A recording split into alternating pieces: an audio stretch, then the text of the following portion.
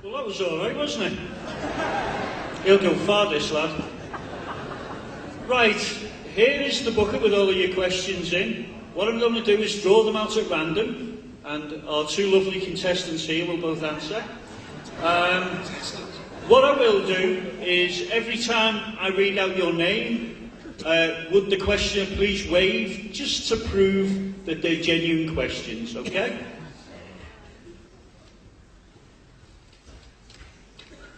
First one, Judith Ames. Judith. Over here, right? Aha, and there you are. Thank you, Judith. Right, Judith's from Whitstable, and the question is, it's simple. You have to convince me that leaving the EU is good or fine for me and for Great Britain. A bit of psychology is needed. In my time, I voted Labour, Conservative, Lib Dem and Raving Looney Party. I think they've merged now.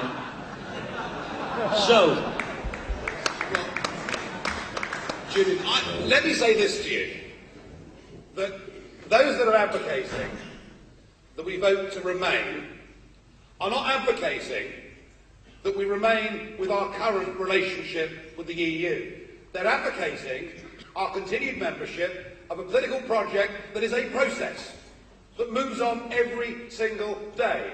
The ambitions in Brussels are clear. They're building a United States of Europe. That is what they want. As I said to you earlier, you know, the Mandelsons, the Blairs, the Brensons, the big names that are supporting that campaign want Britain to join the Euro. So if you vote to stay in, you're voting ultimately for us to get closer to the Euro, to get closer to being part of a European army, and to linking us in to an economic zone which, because of its chronic problems with the Euro, actually is going backwards whilst much of the rest forwards. And I think the risk now is greater for this country to stay in than it is to...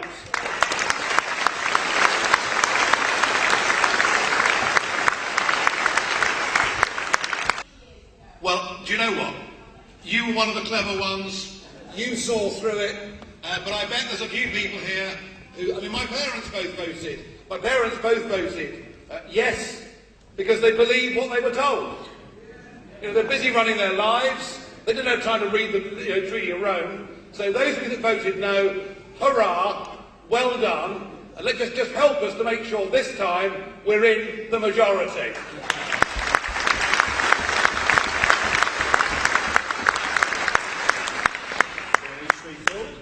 right, next one's... Yep. Come on. He's there. Don't be shy. You found him. Yes, right. Right, two questions. What is happening regarding the CPO on Manston Airport? And also, why is it possible to find houses for migrants? What happens to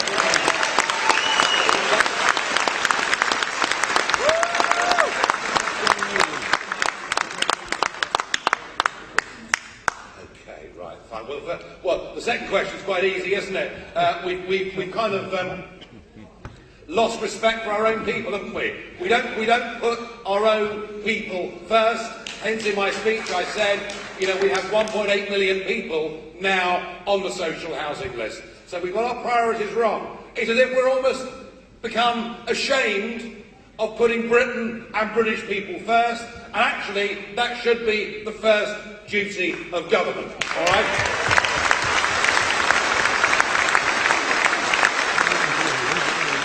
Okay, this meeting is organised as a meeting about the referendum. However, the whole issue of Manston Airport is so important, and KIP councillors were elected onto that council.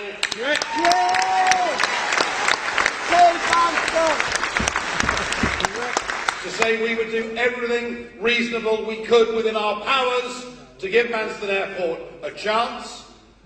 You know, and 100 days have gone by, and lots of negotiations, and people want answers. And I think the best thing I can do is, in fact, to give the stage for a second to Chris Wells, the leader of Thanet District Council, to tell you where we are with that process.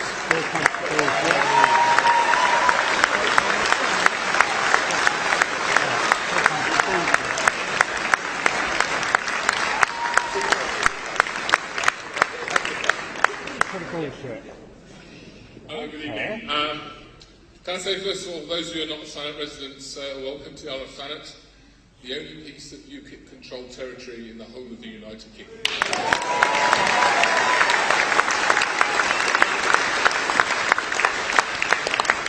And yes, I shall try and be as brief as we can. We were elected on a manifesto which included a pledge to do everything we reasonably could, as quickly as we reasonably could, to put a CPO in place on Anson Airport. We became legally the controlling group on the 21st of May. We had an extraordinary meeting that same evening to say we were ready and willing to ask the Cabinet to look at re-evaluating the decision made in December 2014.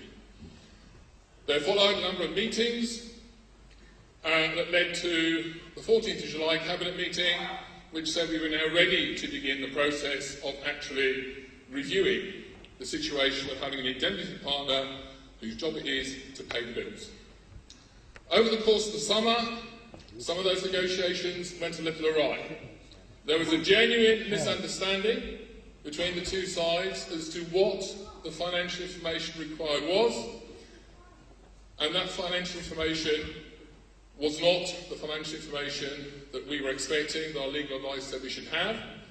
Just in the last few days, we have had further face-to-face meetings with River Oak, which have actually resulted in a press release this morning that says that in future, to avoid misunderstandings, public and press comment on this issue will be done jointly as an agreed statement between the potential indemnity partner and ourselves.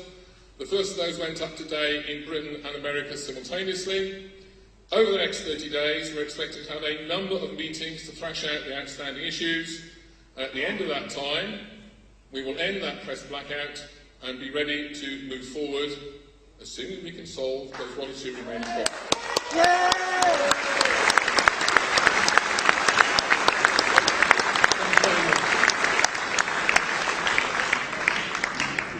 Right, next dip into the lucky bag is Diana Code of Slough. Diana? Huh? Yes, I can see you there. Lovely jumper, by the way. Osborne is said to have tried to stop Cameron holding a referendum. Is this to make Cameron look tough? Well, look, come on. The honest truth is that almost nobody in our entire political establishment has wanted to give us a referendum. That's why the last one was 40 years ago. All right? And there wouldn't have been a referendum. Cameron was against it. There wouldn't have been a referendum. Had it not been for the pressure that UKIP applied as we served in the opinion poll. So in some ways Cameron's been hoisted with his own baton. Why does Osborne not want a referendum, or didn't he want a referendum? Well, you know, he wants to be the next leader, doesn't he? And what he doesn't want to do is to take over, well, it could be Boris, I don't know. I mean, go to the bookies if you want to. I think Theresa May might have something to say about that too. I mean, who knows? But the one thing that Osborne would not want to inherit is a party that has been riven and split down the middle by a referendum in which the two sides find themselves irreconcilable with each other. Remember the history of this. Back in the 70s, actually, it was the Labour market. But by the time the referendum came, they managed to change Harold Wilson's mind, and the Labour Party found itself very, very split. In fact, it found itself so split that in the early 80s, the SDP broke away from the Labour Party. He'll remember that. And the other thing that Osborne will remember is that despite the fact that in Scotland they did not vote to secede from the United Kingdom, immediately thereafter, because it had appeared that the Westminster Club had ganged together in an attempt to bribe and bully the Scots, the SNP had their massive surge in the polls. And I would suggest that if this referendum, if Cameron loses this referendum, he will have to stand down as Prime Minister, that's perfectly clear. And I would suggest to many a very good incentive to vote the right way in the referendum. And Osborne would be very scared of taking over a party that had lost a leader, was split down the middle, and I suspect perhaps just a little bit fearful that history might repeat itself as it did back in the 80s with Labour.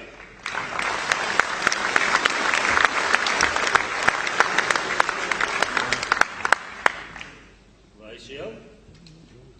We have Rob Hammond of Binchington. Rob? It's not my fault you can't write. It's just a Scouse accent, honestly. Employ anyone nowadays. Right, the question is, will there be any fines or legal penalties from leaving the EU? Will there be any fines or penalties from leaving the EU? No, there won't be any fines. Will there be any penalties? Well, that's what Lord Mansell and co say. They say if we weren't part of the EU, they put tariffs on our products. But the trouble with that argument is, as they sell us £50 billion worth of a year of goods more than we would lose, more than we would lose. And that wouldn't make any sense, would it? And anyway, the original basis upon which we joined, which was lower tariffs, was in a post-war world where tariffs were high. We've been through 30 years of global trade liberalisation. Those tariffs, even the maximum tariff on most manufactured goods, would average about 2%. I mean, frankly, it's so small, it's almost, in the cost of production, the same effect as foreign exchange or a rounding error. So do not let these people browbeat you or bully you or tell you that if we left the European Union, they would be absolutely beastly to us. Well, if they're that unpleasant, what are we doing there in the first place?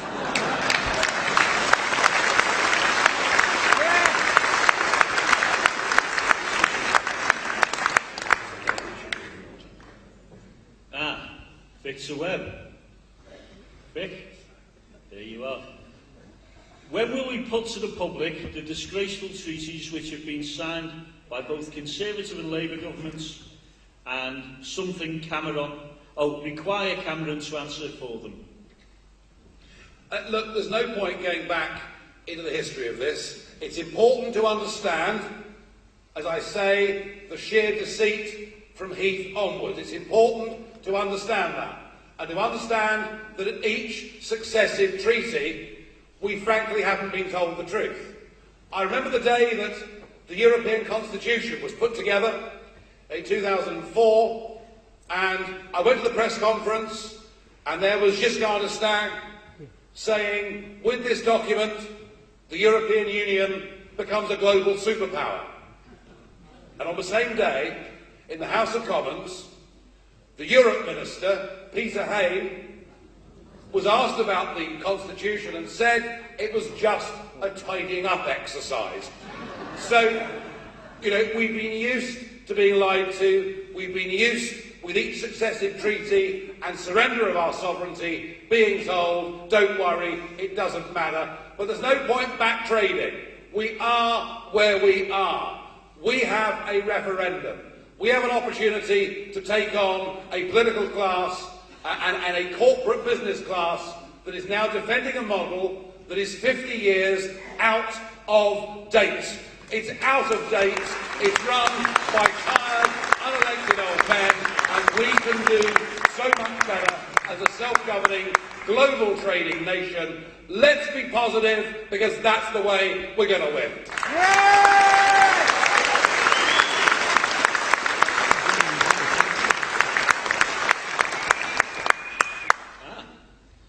Penelope Kimber. Penelope? Lady Penelope, hello.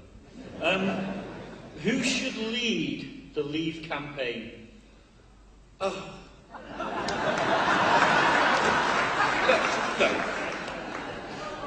We keep being asked this. Well, it won't be David Cameron, that's for certain.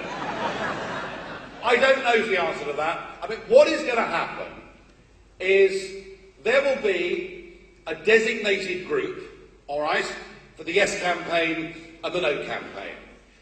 The designated group for each will be an umbrella group of some kind. It won't be any individual political party. It'll be up to the official or spokeswomen are. At the moment, neither side really has a clue. So I don't know how that's going to work. There are two competing camps going. It's very healthy and very good. You know, competition is good because they're spurring, I hope, each other on. All I know is that amongst the whole Eurosceptic diaspora, there is only one organisation that has got members, branches, supporters, and indeed links with other European parties who feel much as we do. There's only one group that can lead the grassroots campaign on the ground, and that's why I'm leading, with our other MEPs, 300 public meetings up and down this country. So if we were to sit around and wait for who gets the designation and who becomes the chief spokeswoman or spokesman, if we were to wait for all of that, I think we'd lose the opportunity. So what matters is today and that we get cracking.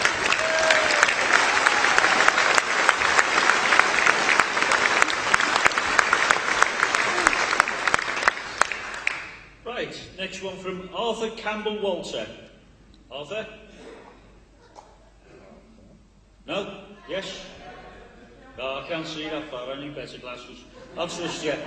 What are your views on identity cards? And Diane, I think this may be one of yours. I'd be delighted to take that question. Thank you, Ray. How do you feel, ladies and gentlemen, if you're forced to take an ID card? How do you feel about that? Because go back to some of the points that I made in my opening speech. That's exactly the sort of harmonisation that the EU model wants to take us to. And of course they've got this lovely digital strategy at the moment, whereby they want to take technology and actually move it out in terms of health records, passport control, driving licences. Well, the problem is the EU has never launched any major project that's been a success. And it's just like the UK government with its IT projects. You find me one that's been a success. You find me one where that data is not misused by big corporates. You find me a situation where that data stays secure, stays yours, isn't hacked, isn't used in a malign way. So quite frankly, my answer is, I don't want an ID card. I want a UK passport, and I want to stick with that.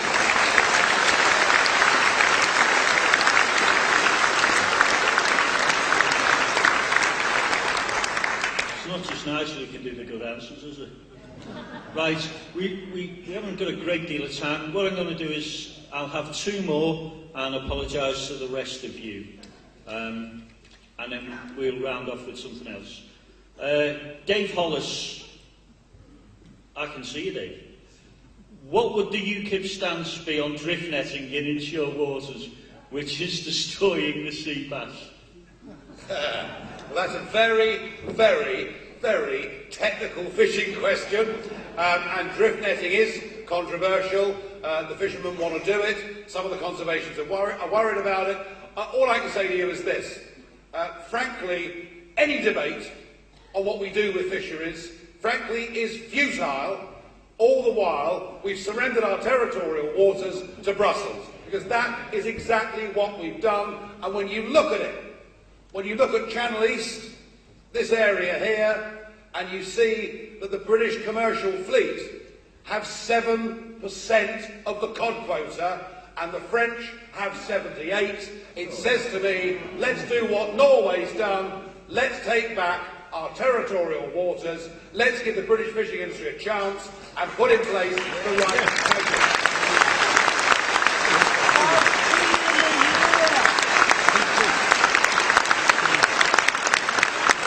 Can I just add a little bit to that, Dave, seeing as I'm our fishery spokesman, when Nigel isn't being it. The sea bass population has mostly been destroyed by French pair trawling. 10 years ago, the UK government stopped pair trawling by the British fleet. They went to the French and went to the Commission and said, we've stopped it, what will you do about it? And they said, well, that's more for the French then, isn't it? So, there we go. Once we have our seas back, then we will have a sensible policy that will make our seas sustainable, profitable and better for all of us.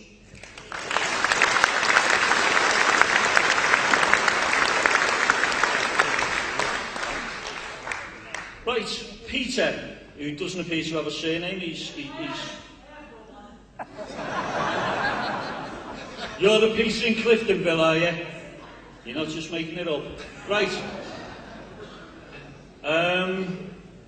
What can we do to keep the EU out of influencing the vote, as they did in Ireland? Spoke about Perda before, and what funding measures can we look forward to?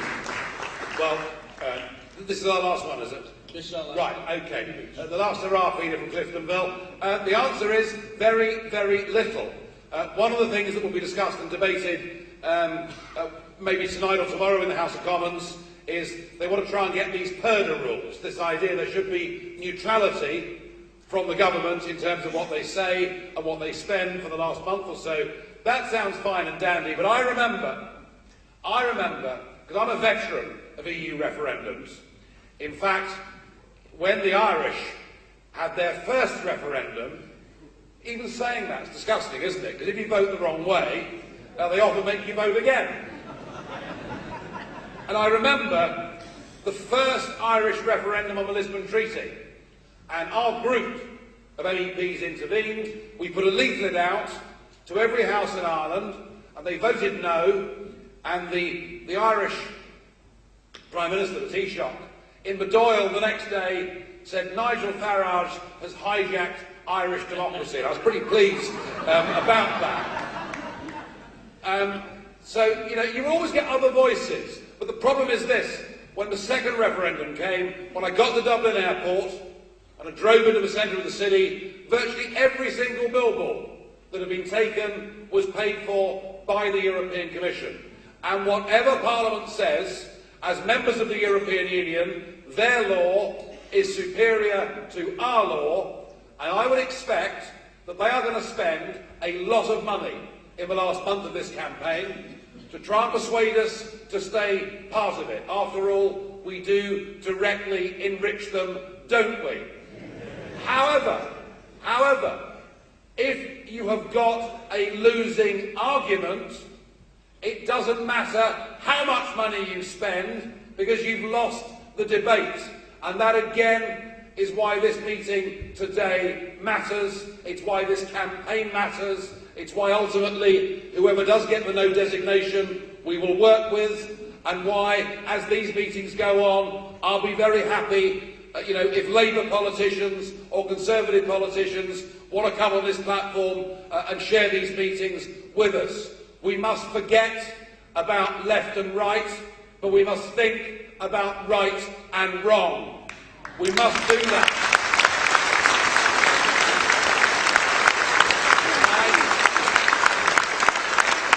And I believe our arguments now are clear and they will stand the test of time. Democracy as a concept is not something to be thrown out with the bathwater. Democracy as a concept is something that is fundamental to this nation. It's what our grandparents fought for God's sake, and we are going to get it back.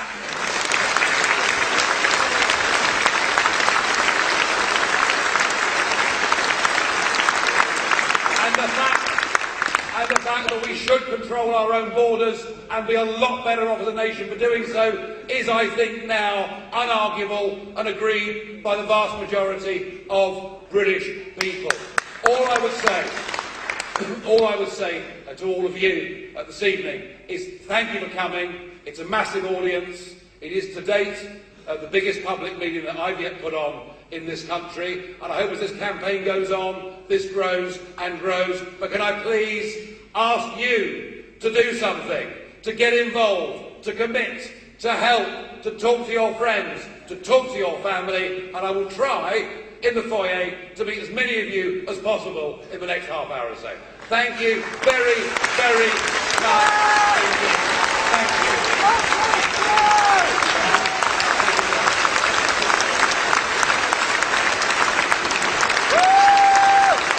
You didn't frankly have the balls to put country before party.